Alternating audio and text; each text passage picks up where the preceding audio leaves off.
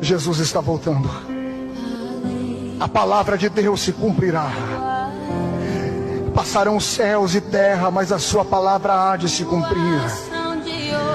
Em breve trombetas irão ecoar nos quatro cantos da terra.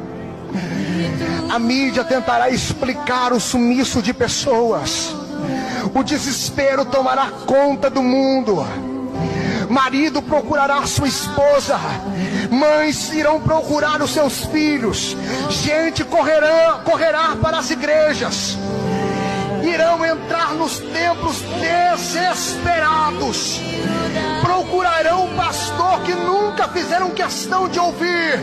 Mas a igreja já não estará mais aqui. A igreja estará com ele na glória.